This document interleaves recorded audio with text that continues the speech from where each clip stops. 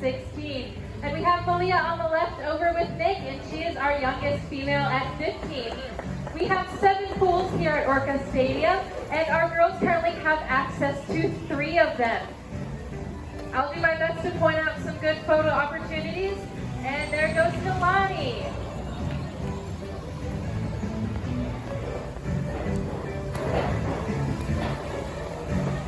We'll be joined by Malia over here on the right side in kind of our slide out area. There she is.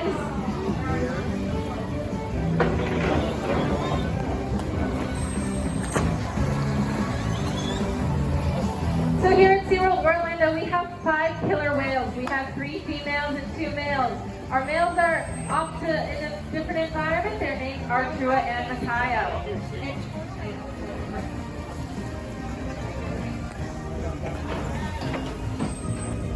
They might hear some trainers blowing this whistle that's around our neck, and that just kind of means good job.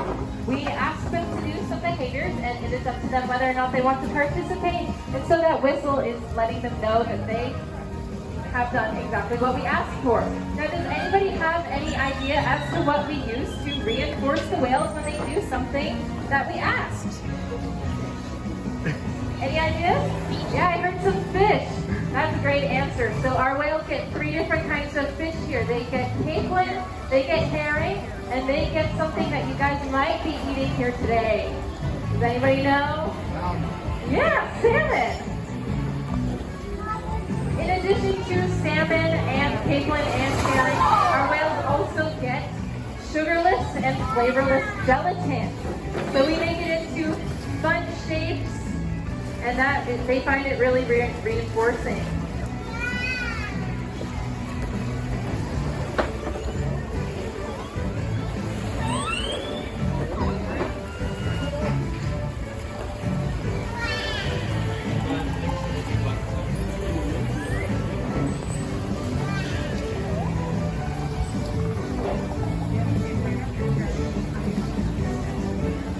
We're going to have another big behavior coming around with Malia.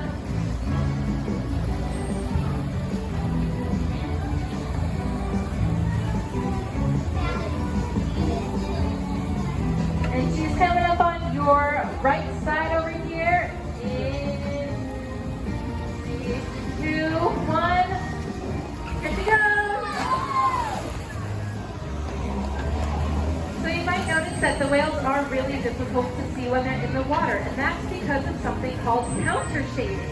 So you'll see that they are black on top and white on the bottom, and this is really cool because it helps them blend into the ocean.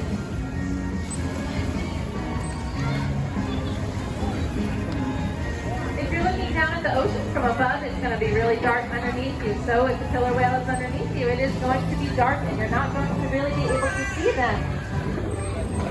Meanwhile, if you're looking from the bottom, they are very light, so they're going to blend up with the sky. We've got Nalani showing off some dance moves over here in the center. And listen very closely.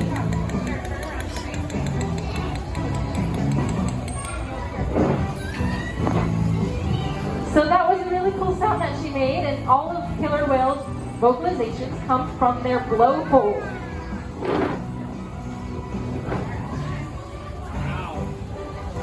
You'll also notice that the killer whales are swallowing their food whole, and this is because their throat leads directly into their stomach, but their blowhole leads directly to their lungs.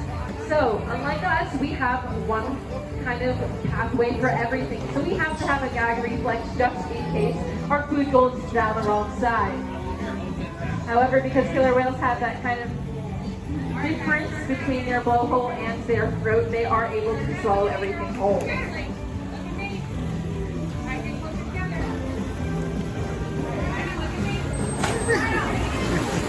And there was Malia in the center again with a nice belly breach. We're going to see a center behavior from Katina in just a second. Now, one of the biggest questions that we get is, how do you tell them apart? And that is a great question. So from this distance, I can also be looking at the trainers. You'll see that each of their bucket has a strip of colored tape around them. and each colored tape corresponds to a different whale. Here comes Katina.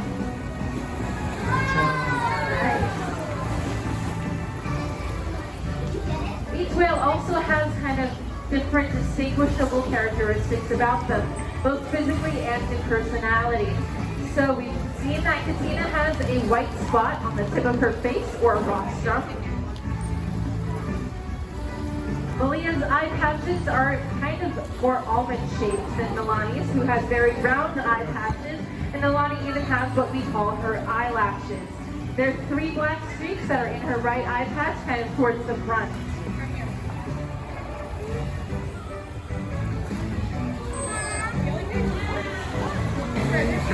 Here's Katina over in our slide out area.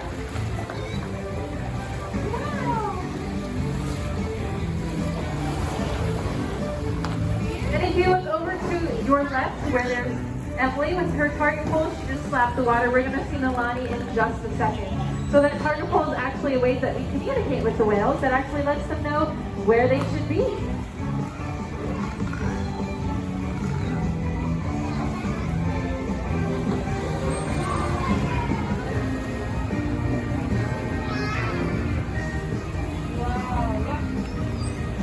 Towards the center of the pool, you'll see that Nick has Malia slid out.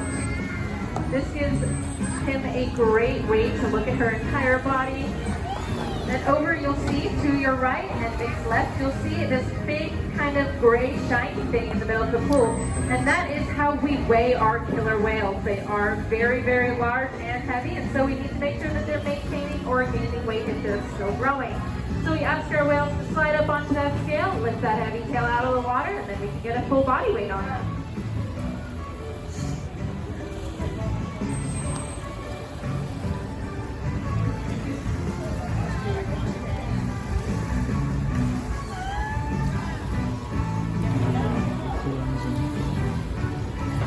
You'll see over in our stage that Nalani is rolled upside down and presenting her tail loop. We call that a ventral line-up. So, what does this do?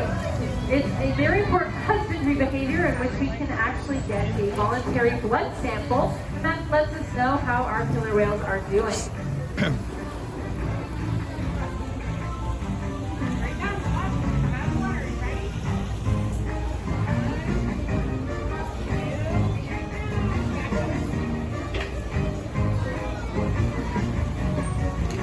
If you look to your left, Malia's posing up there with Emily.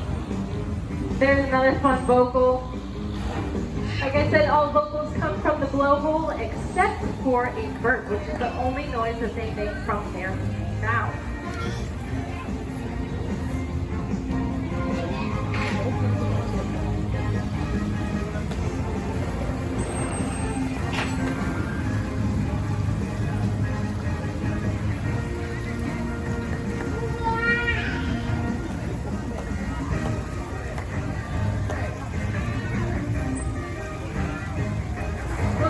In the center in just a second.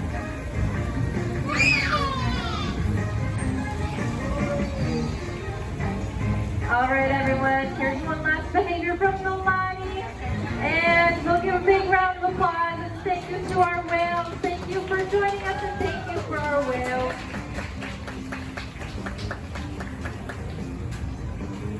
But it's not over yet. We're going to have a couple of trainers coming around to answer some questions, any questions that you might have.